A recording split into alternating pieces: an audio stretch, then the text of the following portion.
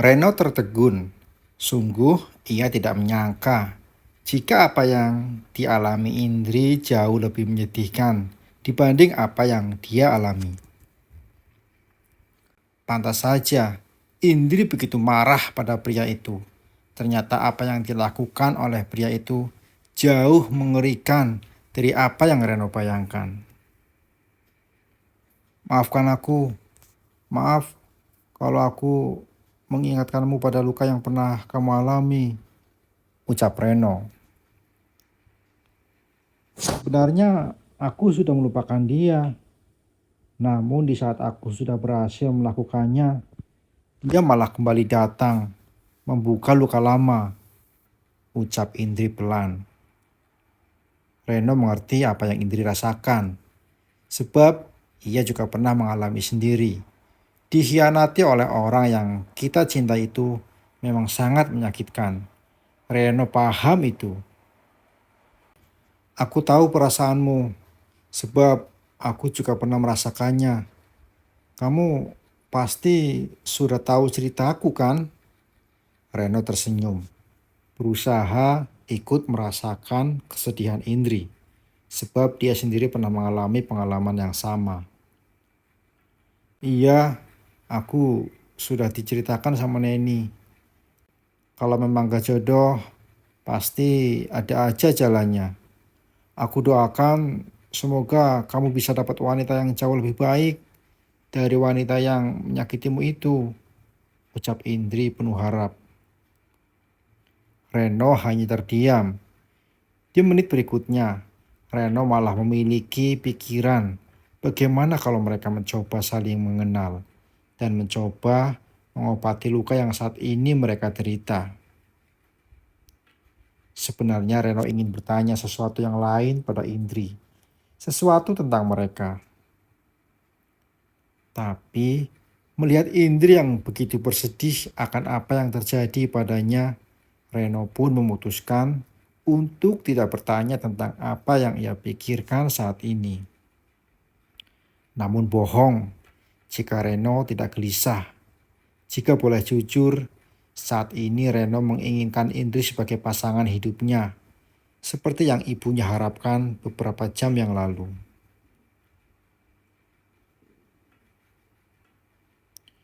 Sejak kejadian itu, Reno sering gelisah. Bayangan Indri semakin gencar mengganggunya. Apalagi gadis itu sangat perhatian terhadap ibunya. Indri sering datang dan membawakan apa yang ibunya inginkan. Ibu lihat beberapa hari ini kamu sering melamun. Ada apa? Kamu masih memikirkan wanita pengkhianat itu? Tanya Ibu Nita penasaran. Tidak bu, aku sudah tidak peduli lagi dengan dia, jawab Reno, sesuai dengan apa yang ia rasakan sekarang. Ibu sudah makan? Tanya Reno. Sudah, tadi Indri kesini, bawain ibu makan siang. Ya Allah, enak sekali Ren, dia masak sendiri. Aduh, itu anak baik sekali sama ibu, jawab Ibu Nita dengan senyum bahagianya. Kok dia nggak bilang mau datang ke sini? Dia juga gak pernah kirim pesan ke Reno. Reno pikir dia nggak akan datang ke sini lagi. Bawa makanan lagi, ucap Reno heran. Ngapain kirim pesan ke kamu? Emangnya kamu siapanya? Sebenarnya ibu juga gak enak sama dia. Tapi setiap pagi, kalau nggak malam, dia pasti kirim pesan ke ibu. Tanya besok mau dimasakin apa bu? Jawab Ibu Nita bahagia. Ya nggak gitu bu. Kali aja dia deketin ibu karena Reno. Kan kita nggak tahu isi hati orang bu. Pancing Reno lagi. Ibu Nita mengerutkan kening. Mencoba mengerti apa yang sang putra maksud. Lalu di detik berikutnya, Ibu Nita pun paham Maksud dan tujuan sang putra bertanya demikian. Apa kamu naksir sama Indri? Pancing Ibu Nita. Enggak sih Bu, Reno hanya menebak. Menurut Ibu, Indri mau gak ya sama Reno? Tanya Reno lagi. Tiba-tiba saja memberanikan diri meminta pendapat ibunya. Ya ibu gak tahu ya, tapi kamu kan laki-laki. Harusnya kamu tanya sendiri. Masa ibu yang nanyain? Jawab Ibu Nita serius. Ibu setuju nggak kalau Reno ajak Indri saling mengenal? Tanya Reno lagi. Tentu saja setuju. Kalian sama-sama pernah terluka oleh cinta. Siapa tahu kalian bisa saling mengobati. Kamu berani nggak ngomong sama dia? Tantang Ibu Nita. Mendapat jawaban sedemikian rupa, Reno pun merasa tertantang dan bersemangat untuk menjadi pria pemberani bagi Indri. Kenapa tersenyum? Apa kamu berani menghalalkannya? Pancing Ibu Nita lagi. Asalkan ibu merestuinya, apa yang Reno takutkan, Bu? Jawab Reno serius. Ibu Nita ikut tersenyum, sembari mengangguk percaya. Sebab ia berharap doanya akan menjadi kenyataan.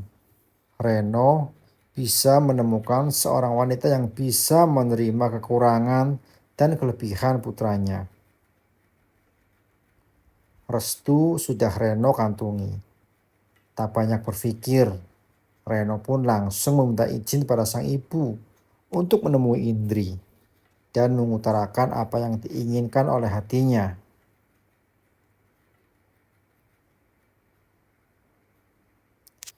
Sesampainya di restoran milik Indri, Reno kembali dikejutkan dengan pertengkaran antara Indri dan Andri.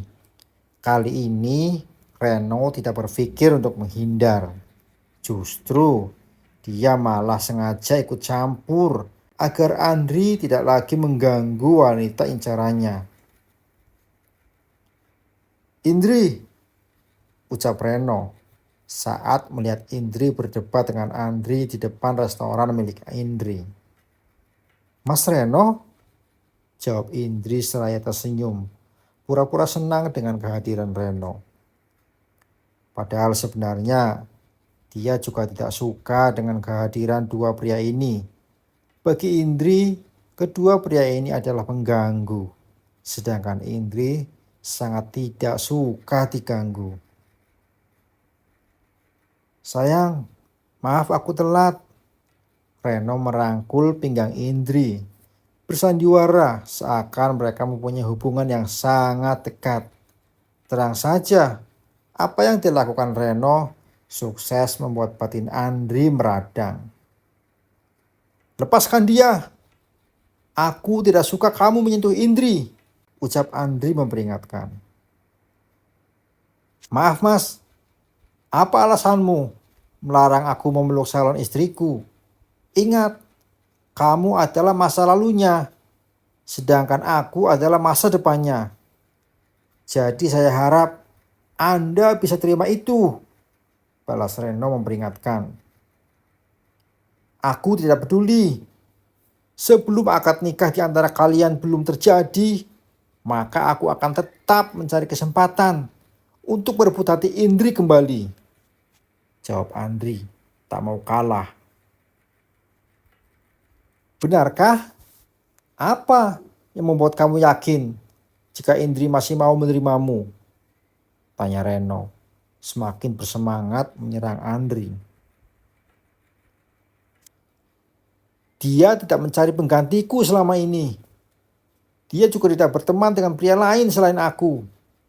Aku yakin kamu hanya dijadikan pelampiasan sesaat oleh Indri, ucap Andri, mulai meracuni pikiran Reno. Sayangnya Reno bukanlah pria yang gampang percaya dengan kata-kata bodoh seperti itu. Justru Reno malah tersenyum. Seakan apa yang disampaikan Andri hanyalah bukti dari keputusasaan pria itu.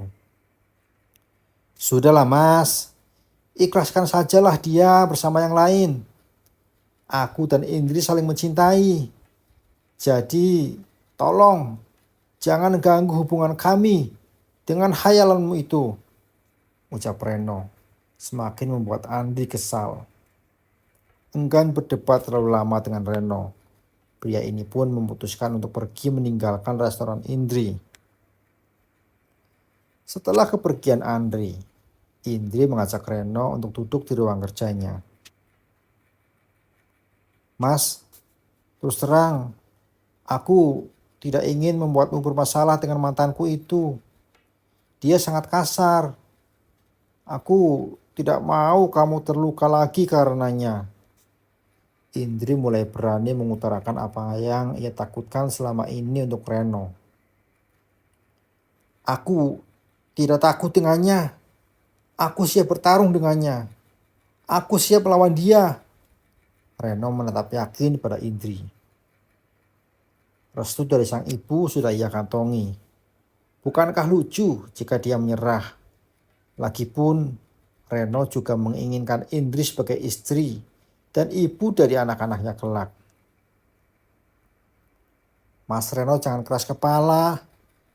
Aku tidak mau punya hutang budi kepadamu. Pergilah menjauh dariku. Percayalah, ini sangat tidak baik untukmu, ucap Indri. Kali ini sungguh-sungguh. Sudah aku bilang, aku gak peduli dengan mantanmu itu. Jujur, aku ingin memulai hubungan denganmu. Kamu mau gak kita saling mengenal lebih dekat dan lebih dalam, ucap Reno yakin. Mas, bagaimana kamu punya pemikiran seperti itu? Kita baru kenal. Aku gak bisa begini, jawab Indri terkejut. Kenapa? Apa aku kurang kaya? Atau aku tidak sesuai dengan standarmu? Tanya Reno penasaran. Mas, aku tidak seperti itu. Aku tidak pernah melihat seseorang dari apa yang ia miliki sekarang.